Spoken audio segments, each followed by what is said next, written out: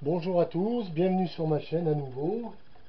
Voilà, aujourd'hui je voulais vous parler du guide parallèle.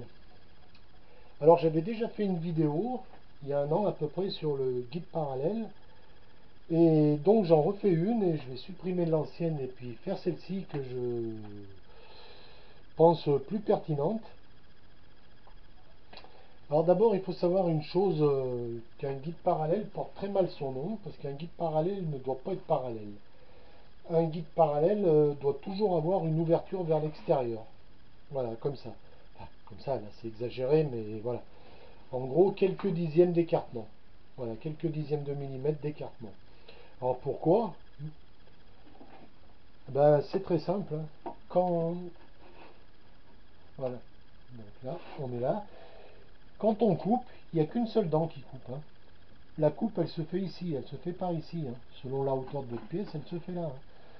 Une fois que vous avez dépassé le travail de la lame, votre lame n'a plus aucun intérêt à toucher.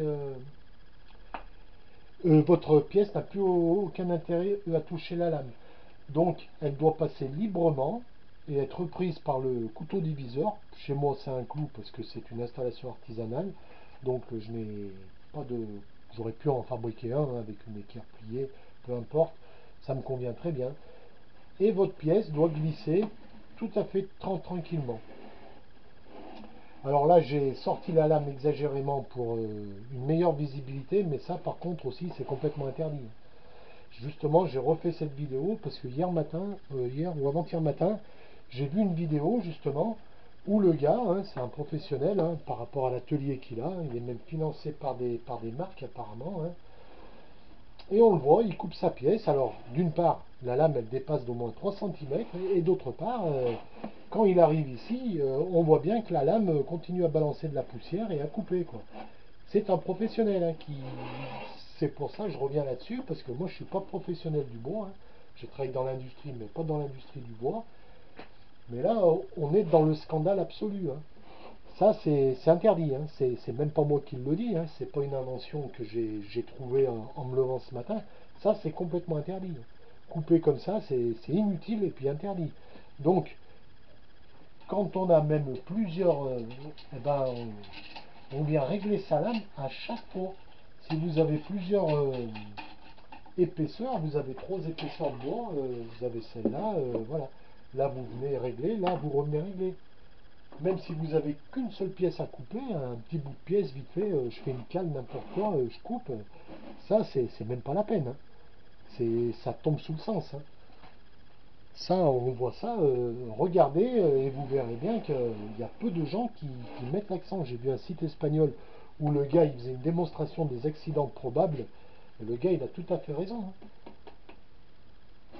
Là, il faut absolument pas que votre lame elle dépasse, hein. Ça coûte rien de faire un réglage, hein. Voilà, il n'y a aucun argument valable pour que votre lame elle soit comme ça, hein. C'est même pas la peine, hein. Voilà, on descend un maximum, hein, même là c'est même trop, hein. Voilà. Ça a là, par contre, là pour le coup, ouais, allez, quelques dixièmes, on remonte, voilà. Pas plus, hein. Là, vous avez un pépin, je sais pas, vous poussez, le machin il glisse, le risque est vraiment minimum. Et si même vous mettez à plat, vous allez tailler un peu, vous mettez un pansement, vous continuez à bosser, hein, c'est pas le problème, hein. Si elle dépasse 2-3 cm, c'est les urgences, c'est la pension d'invalidité, hein. Il n'y a aucun doute là-dessus, elle ne s'arrêtera pas, hein. C'est pas parce que vous y mettez la main que la lame elle va s'arrêter, hein. Voilà, donc c'est une petite précision. Donc pour résumer, le guide doit être réglé à 3, 4, 5, 6 dixièmes d'écartement, hein, pour laisser la place libre, hein. Ça, quand vous coupez une pièce, si vous avez une lame qui ne date pas du Moyen Âge, hein, la lame elle doit être en bon état, hein. Quand vous coupez, il faut que ce soit en bon état, surtout sur des installations précaires comme ça, hein. C'est 20 euros une lame, hein, 20-30 euros, c'est un confort, hein. Si elle est bien affûtée, voilà, hein, elle doit être bien affûtée, hein. De toute façon, quand on coupe, ça doit faire une coupe nickel, hein. Quand elle est morte, on la jette, on la affûte pas, hein. J'ai vu des gens qui affûtaient des lames avec des systèmes Mais bon, j'en reparlerai dans une autre vidéo. Parce que là, c'est vraiment du foutage de gueule, hein. Aller faire ça à la main, mais déjà d'une, pour la santé, c'est même dangereux. Enfin bon, bref. Voilà, maintenant pour la construction de ce fameux guide, eh ben, ceux qui me connaissent, hein, ceux qui m'ont vu ou ceux qui me suivent, hein, ils savent que moi, chez moi, c'est trois bouts de bois. Hein, il n'y a que dalle, hein, c'est trois bouts de palette. Voilà, c'est à 90 degrés. Vous posez votre truc là à 90 degrés. Vous mettez une pièce ici, là, qui vient pousser contre le tablier. Une autre pièce ici. Hein. Ça, c'est un panneau de cuisine. Ça, c'est un plan de travail de cuisine. Ça vaut 20 euros. J'ai pu faire deux machines avec. Un moustique, hein. J'ai pu faire deux machines avec. Ça fait pas très cher. En fin de compte, ça résiste bien. Ça fait déjà longtemps que je l'ai. Ça résiste assez bien. Voilà, c'est 20 euros. C'est un petit investissement. J'ai pas voulu mettre plus cher. Ça va très bien. Voilà, donc la troisième pièce, c'est aussi un morceau de palette. Hein. Voilà, maintenant, quand vous êtes là, ben, vous cherchez le 90 degrés, vous cherchez le parallèle, vous fixez cette pièce au U, vous percez un trou, vous mettez un serre-joint, on verrouille et c'est terminé. Hein. Il n'en faut pas plus. Hein. Voilà, et puis ça bouge pas une fois que c'est serré au serre-joint. Une fois que c'est serré au serre-joint, vous pouvez aller vous promener avec. Hein. Ça bouge dans ce sens parce que c'est pas maintenu, mais là, dans ce sens-là, que dalle, hein, ça bouge pas. Hein. Voilà, maintenant pour justement faire ces 3-4 dixièmes avec un réglage pareil, c'est vrai que c'est une autre histoire. Hein.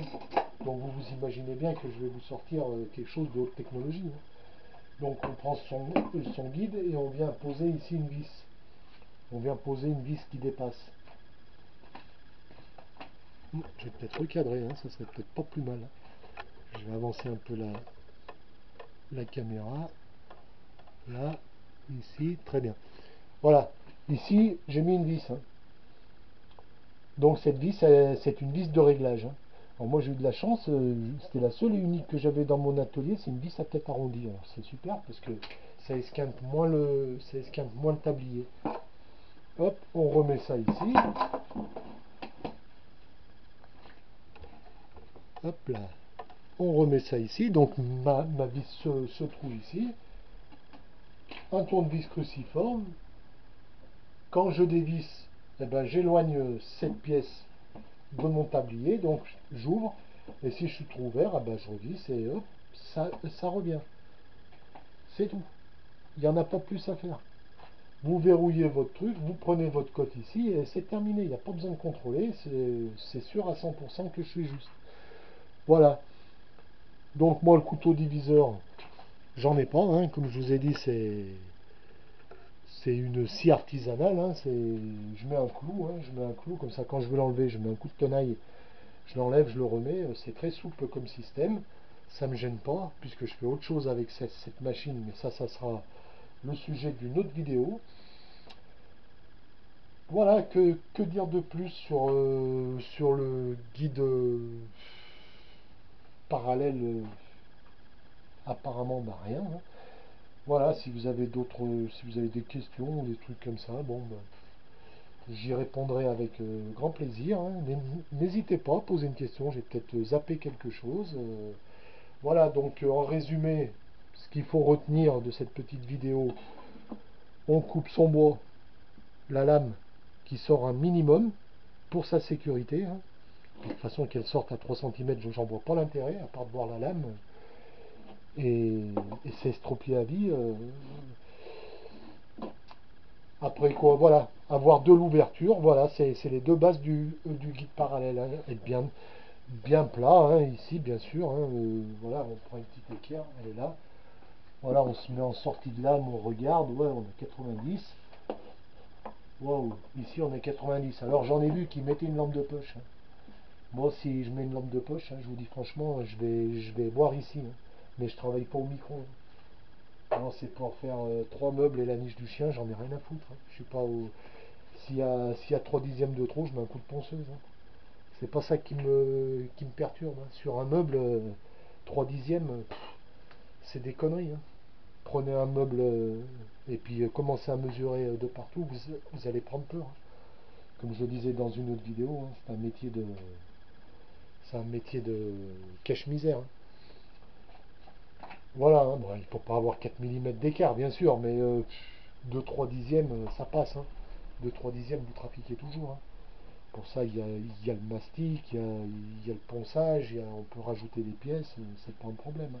Il vaut mieux être juste tout de suite, hein, c'est sûr, hein. Je sais pas, je veux pas dire par là qu'il faut bâcler son travail, mais il faut pas trop exagérer, hein.